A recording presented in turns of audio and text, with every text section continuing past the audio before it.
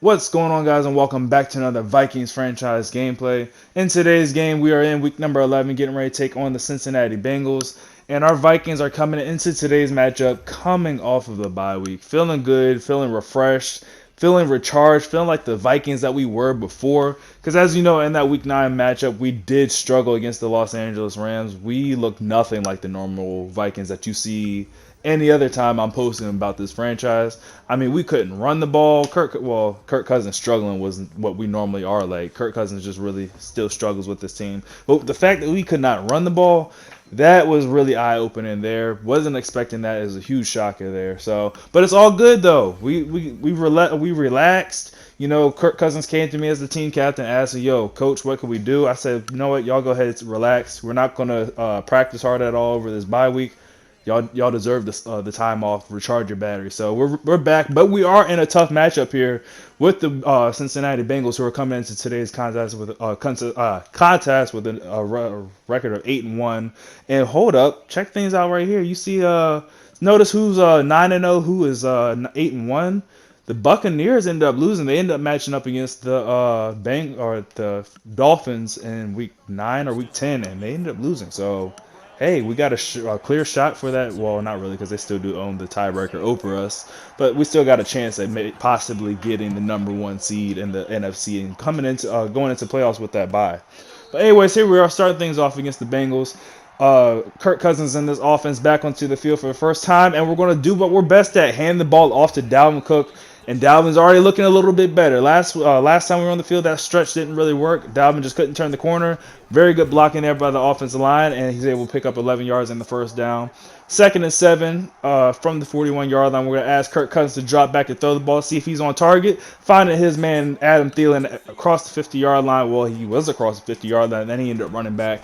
But it's always good to see Kirk Cousins and Kirk Cousins and Adam Thielen connecting with one another, finding each other open and everything. Second and 1, we end up subbing in Alexander Madison in there. He's able to pick up a decent gain of yards. Alexander Madison is still a go-to guy on this offense. I definitely like to have him on here. I love to mix him in every now and then with Dalvin Cook, especially when he gets tired, because, like I said, Dalvin Cook is our workhorse this year. Second and 6, Kirk Cousins back to throw again, and okay, yep. But at the same time, like I said, we can't tell. Is this the Kirk Cousins of before week 9, or is this still layover from week 9? Because that Kirk Cousins was just god awful. Let's hope that he does not ever come back.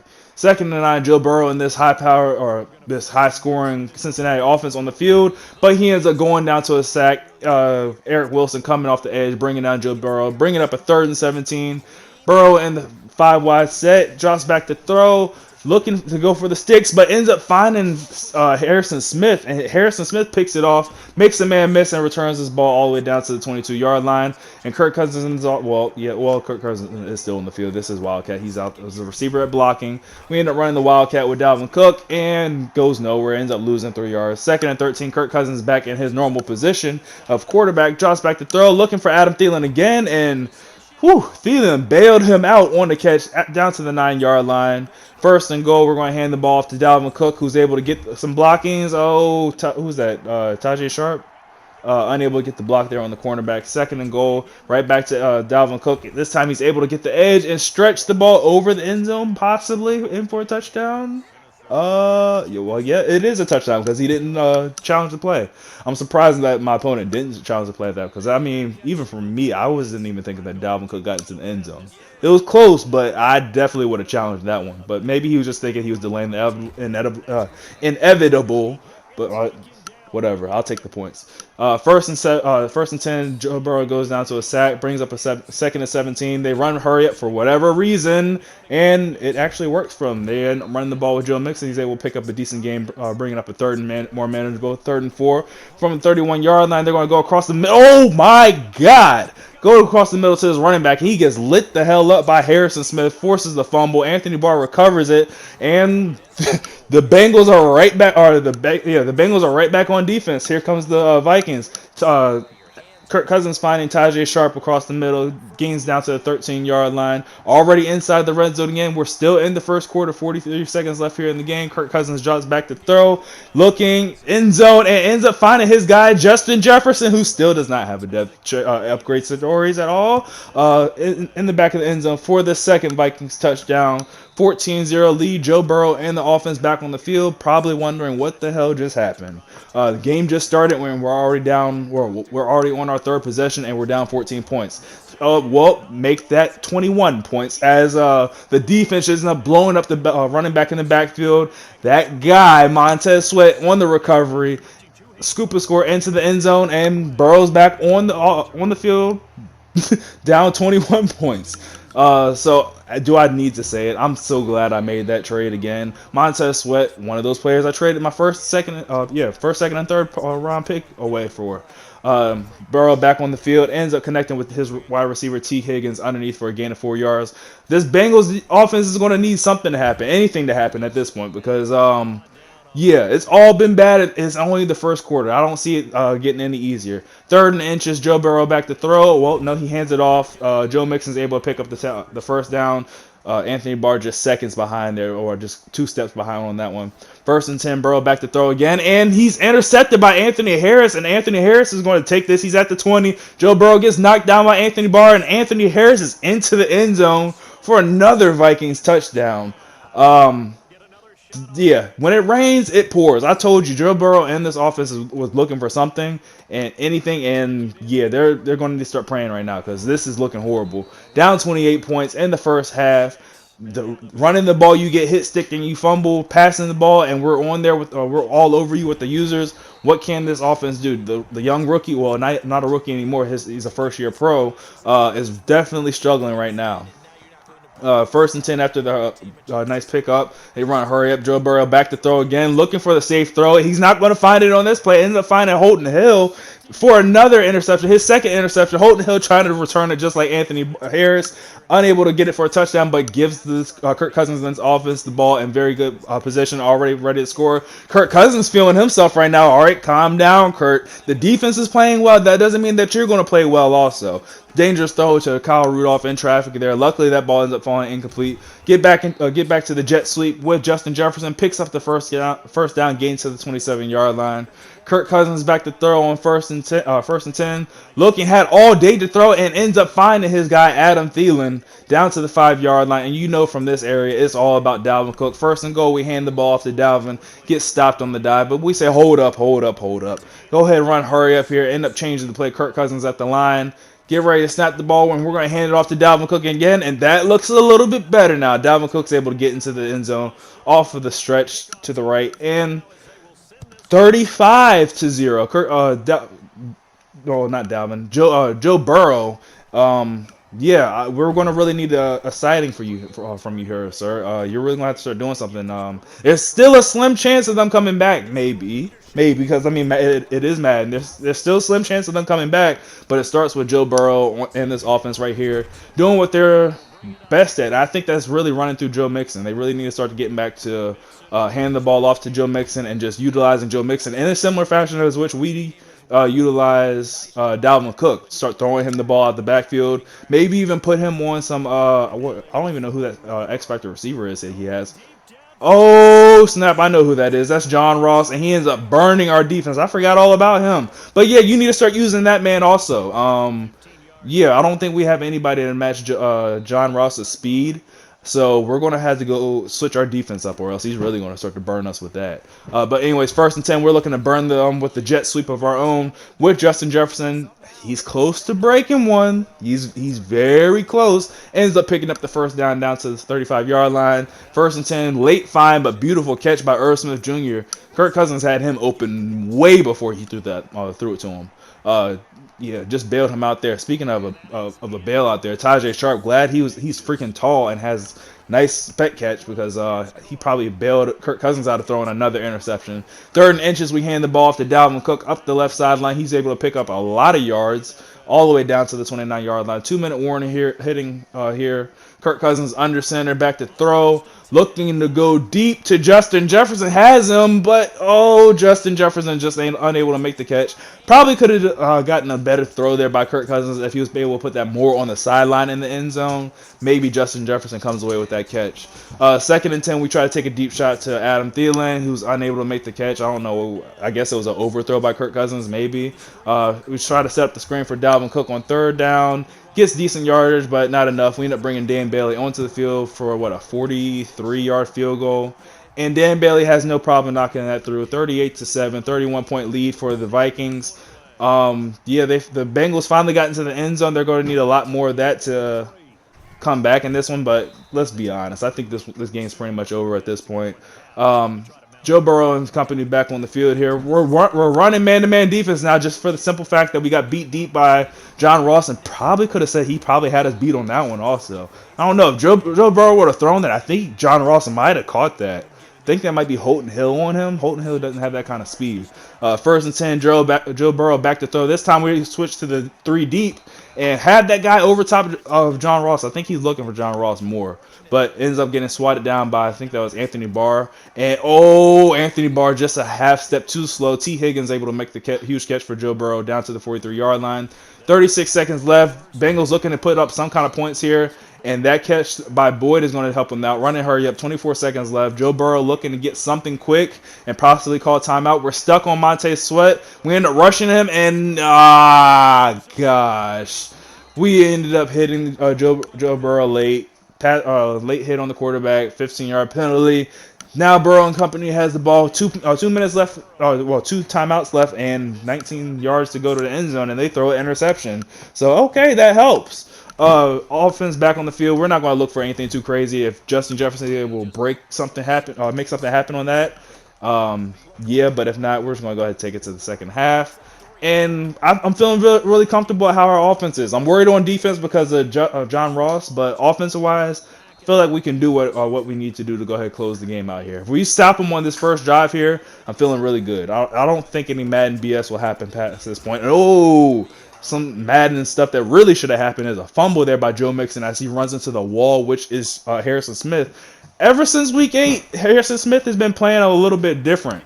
I mean, I don't know. Maybe it's all the talk about trading him that I did. I did try to send out trades for him, so maybe he got whiff of what I was talking about. It says, F you for not trying to pay me. I'm worth the money.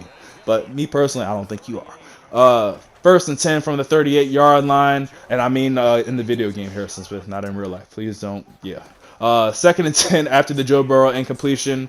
End up hitting T. Higgins. Was it T. Higgins? Someone with a star. I think it was T. Higgins. He ended up getting hit by Anthony Barr, I believe, down at the 28-yard line. Joe Burrow back to throw again. Under pressure. Michael Pierce providing the pressure. Ends up hitting his Uzada. Oh, come on now. No. We don't need all that stuff. Ends up connecting with TJ Uzada all the way down to the 11-yard line. 1st and 10, Joe Burrow still throwing down here. Tries to run the wide receiver screen to Boyd. We're all over that. Ends up losing 3 yards. Back him up to the 15-yard line. Joe Burrow back to throw. Ends up hitting. Oh, my gosh. Uzada runs over Eric Kendricks. I don't see that happen much. I'm going to be honest. I love using Eric Kendricks. I don't see him get trucked very much. That was very scary to see. 3rd and 7, Joe Burrow forced out to his right and ends up throwing the ball away out of bounds. And you just used up the entire third quarter, and you're just going to just take the field goal. I feel like at this point you really needed to at least go for a touchdown. You wasted all that time on your first drive to get a field goal. Go for the touchdown there. 1st and 10. Kirk Cousins back here on the field, ends up connecting with Irv Smith Jr., who ends up getting hit and stretches the ball forward, falls forward for the first down to the 35-yard line. Kirk Cousins back to throw, looking for Justin Jefferson, who makes the catch in traffic. I like to see that, Justin Jefferson. What I really like to see is you get a death scenario, but maybe I don't know what it is about Madden. Just you make plays like that, they still don't want to reward you. Kirk Cousins taking off for a gain of 7 yards on the scramble. 1st and 10 from the 36-yard line. Handing the ball off to Dalvin Cook, who's able to fight through the tackle and pick up the first down to the 31-yard line. Kirk Cousins hands the ball off right back off to Dalvin Cook again on 1st and 10, and Cook is able to make a nice move in the open field, pick up the first, not pick up the first down, pick up 7 yards. Jet sweep back to Justin Jefferson to see if he can get anything going. Cuts it up early, has one man to beat, and he's just unable to get around the corner. I guess I thought Justin Jefferson had the speed to get him. I didn't need to make a move. 1st and 10, we hand it off to Dalvin Cook, who's able to make a move, but only gained 3 yards down to the 8. Alexander Madison in there this time, and to spell Dalvin Cook, he's able to fight through a tackle or break a tackle and fall forward and stretches the ball over the end zone or the goal line for a touchdown. And yeah, it's over. 35-point lead here for the Vikings. If the Bengals are just going to keep on going for field goals at this point, yeah, the entire fourth quarter, I'm probably going to have chew clock on the entire time. If they score a touchdown here, though, I probably almost an interception. Oh, come on, Joe Burrow head as he's thrown, and whatever. I guess that's pass interference. 1st and 10, Burrow ended up connecting with Mixon, and Mixon connects with Eric Kendricks. And you see, that's what I'm used to seeing with Eric Kendricks. I'm used to seeing Eric Kendricks lay people out, not freaking get trucked. 2nd and 13, they end up connecting with Uzada. Okay, maybe that's just Uzada. Maybe this guy is just a freaking beast.